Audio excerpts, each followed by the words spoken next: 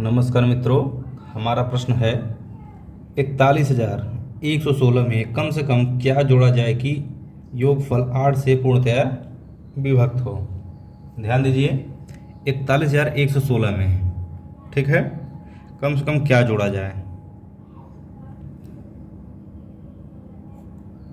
तो यह है 41,116। इसमें हमें क्या जोड़ना है कि यह 8 से पूर्णतया विभक्त हो, यानी यह संख्या में ऐसा क्या जोड़ा जाए कि यह संख्या 8 से पूरा पूरा भाग चला जाए इसमें। तो देखिए हम क्या करेंगे, इसमें 8 से पूरा भाग नहीं देंगे, समझिए बात को। 8 से पूरा भाग करके चेक नहीं करेंगे कि शेष क्या आएगा। हम ट्रिक का यूज करेंगे। ट्रिक यानी लास्ट के 3 डिजिट, ये जो है इकाई दहाई सैकड़ा, इतना लेंगे। यानी अगर देखा जाए तो 116 हम लेंगे, इसी को चेक करेंगे। क्यों कि हमारा नियम क्या कहता है, देखिए नियम हमारा ये कहता है कि 8 से कोई संख्या यदि देखना है कि वह विभक्त होगा कि नहीं, तो लास्ट के 3 अंक लीजिए, इकाई दहाई सैकड़ा, उसमें भाग देकर चेक करना है, ठीक है। पूरा संख्या नहीं लेना। सपोज दैट ये 5 अंक का है और यहाँ 1-2 अंक होता, काफ़ी बड़ा आपका प्रश्न हो जाएगा। तो हमें छोटा लेना है, ऐसे चेक करना है। यदि 2 का नियम चेक करना है, यानी 2 से कोई संख्या, तो लास्ट के 1 अंक लेते हैं इकाई का। फिर इसके बाद यदि 4 का करते हैं तो लास्ट के 2 अंक लेते हैं, ठीक है, इकाई दहाई। यदि 8 का करते हैं तो लास्ट 3 अंक लेते हैं, ठीक है, ध्यान दीजिए। यदि उसके बाद 8 के बाद 16 आता है तो 4 अंक ले लेंगे, ऐसे होता है नियम। चलिए इसमें हम 8 से भाग देकर देखते हैं, ठीक है। 8 से भाग देकर आप लोग चेक कर सकते हैं। देखिए अगर चाहें तो आप लोग ऐसे भाग दे सकते हैं, 116 8, तो 8 एकम 8, यहाँ 3 आ जाएगा, यहाँ पर 6, 8 चौका 32, तो यहाँ पर शेष 4 बच रहा है, ठीक है। तो हम लोग क्या जोड़ें, आप सोचिए इसमें क्या जोड़ दें। पहला ऑप्शन है 4 जोड़ेंगे तो 8, तो कट जाएगा, यानी पहला ऑप्शन सही है। 6 जोड़ेंगे तो 10 हो जाएगा, ठीक है, यदि इसमें हम 4 जोड़ दें, ठीक है। एक बार चेक कर लीजिए, 116 + 4, ठीक है, बराबर में 120। इसको भाग 8 से करेंगे तो आ जाएगा 15 बट्ठा 120 होता है, बराबर में 15। तो यानी यह सही है। हमारा आंसर क्या आएगा, आंसर हमारा 4 आएगा, ठीक है। 4 क्या है, यही आंसर है, ठीक है। ऐसे चेक करेंगे। तो उम्मीद है यह प्रश्न आप लोग को जरूर समझ में आया होगा। चलिए दोस्तों, अगला प्रश्न है, दिया गया है यदि 671x फिर है 483 9 से पूर्णतया विभक्त है तो x का मान क्या होगा, ठीक है। तो यह हमें हल करना है। काफ़ी बढ़िया प्रश्न। 671 यह x है, यह है 483, 9 से पूर्णतया विभक्त। तो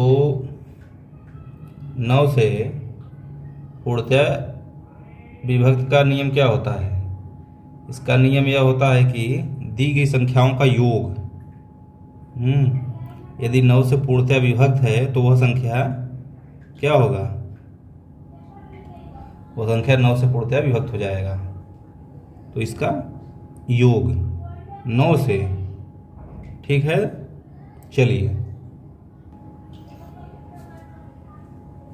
चलिए ध्यान दीजिएगा, बिल्कुल काफ़ी बढ़िया प्रश्न है।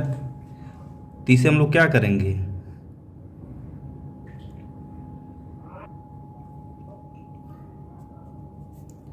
चलिए एक बार लिख देते, संख्या का योग यदि 9 से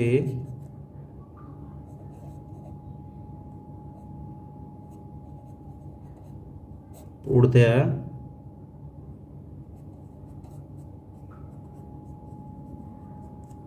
विभाज्य हो तो वह संख्या 9 से भी पूर्णतया विभाज्य होगी। क्या मतलब? मतलब है कि यदि संख्या है तो उसका योग यदि 9 से पूर्णतः विभाज्य हो तो वह संख्या भी 9 से पूर्णतः विभक्त होगी। तो देखिए अब यहाँ से आप लोग को दिमाग लगाना है, आपको योग नहीं करना है, यहाँ पर करना है स्मार्ट वर्क। ठीक है, ट्रिक क्या है? देखिए जो भी 9 का जोड़ा बन रहा है उसको काट दीजिए। देखिए 6 + 9 इसको ख़त्म कर दीजिए। ठीक, 1 और 8 इसको भी ख़त्म कर दीजिए, ये भी ख़त्म हो जाएगा। बचा क्या? बचा यहाँ पर 7 + x + 4। ठीक है, यही तो बचा। इसको देखिए 7 4 11 + x।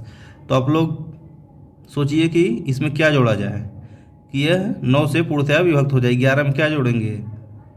तो 11 में क्या जोड़ेंगे? x का मान खोजिए। तो यदि 11 में 5 जोड़ेंगे, x बराबर 5, तो कितना होगा? 11 5 16 हो जाएगा 9 से, तो ये नहीं है। ठीक है, ऐसे ही आप लोग ले लीजिएगा, देखेंगे तो यहाँ से आसान हो जाता है। 11 + x, यहाँ पर क्या लेंगे? 7। ठीक है, 11 + 7 बराबर 18, जो कि क्या है? 9 से विभाज्य है। ठीक है, तो हमारा आंसर क्या आएगा? ये वाला डी। ठीक है, तो ऐसे हम लोग स्मार्ट वर्क कर लेंगे ताकि यहाँ से जोड़ा बनाकर हटा देंगे। पूरा सवाल हम लोग नहीं जोड़ेंगे, पूरा नहीं। ओके, अगला प्रश्न है 156x 942 में x का मान क्या होगा जिससे वह संख्या 11 से पूर्णतः विभक्त होगा? ऑप्शन है A 7, B 8, C 9, D 10। ठीक है, तो ध्यान दीजिएगा, बढ़िया प्रश्न है, ध्यान से देखिए।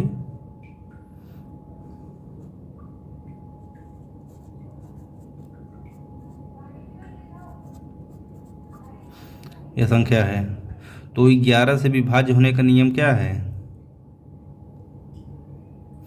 11 से विभाज्य होने का नियम, चलिए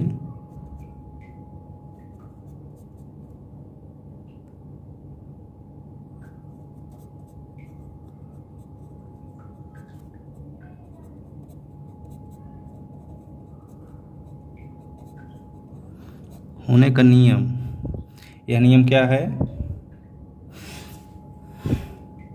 देखिए नियम यह है कि यहाँ पर देखिए सम संख्या जैसे स्थान, ये देखिए विषम संख्या स्थान पर है या सम संख्या स्थान पर, ऐसे देखेंगे।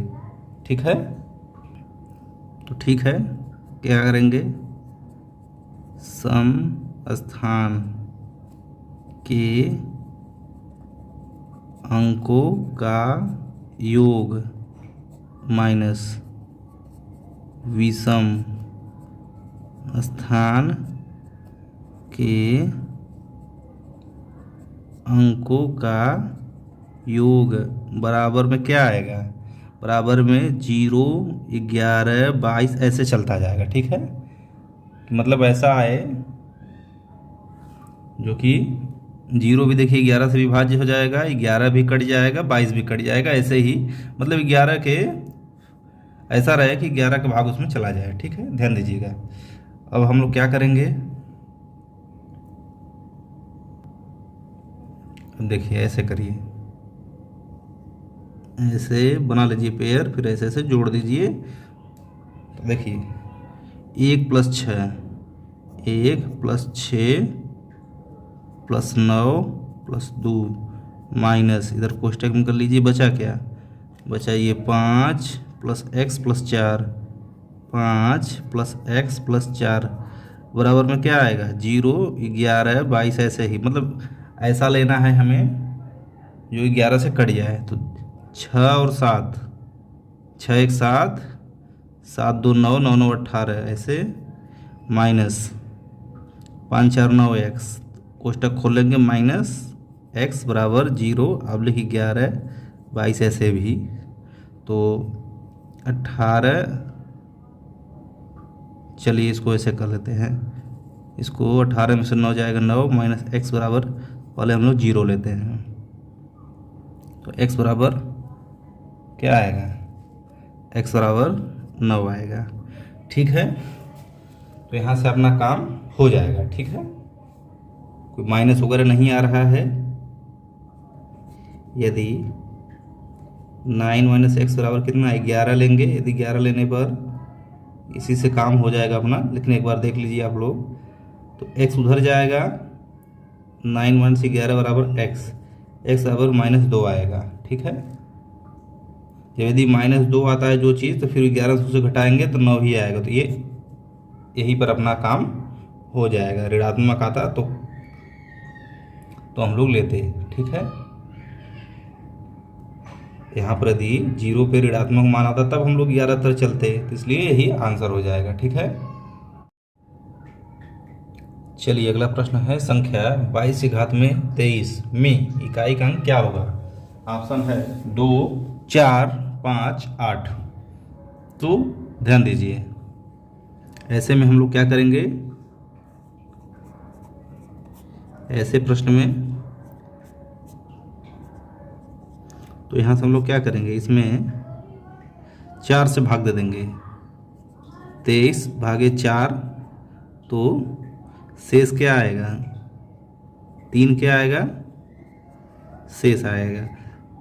अरे भाई 3 क्यों आएगा, 4 पंजे 20, 5 बार में कट जाएगा, 3 बचेगा, तो हम लोग क्या करेंगे, यहाँ पर 22 के घात में 3 कर लेंगे।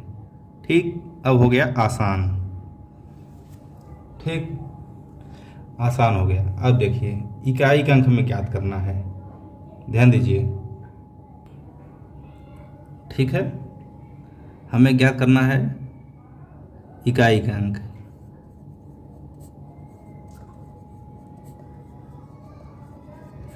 अब यहाँ से 1 2 और हटा देंगे, ये लास्ट का लेंगे हम लोग। ठीक है, इसको लेंगे, यानी कि 2 के घात में 3, 2 के घात में 3 का मतलब 8, जो कि क्या हो जाएगा, यही अपना उत्तर हो जाएगा, यह 8। ठीक है, ऐसे कर लेंगे हम लोग। फिर से समझ लीजिए, देखिए इसे 4 से करके फिर जो शेष बचेगा उसको ले लेंगे। चूँकि हमें इकाई का अंक ज्ञात करना था, इकाई के घात में लगा देंगे जो शेष आया है, तो ऐसे हल करेंगे तो हमारा आंसर आ जाएगा।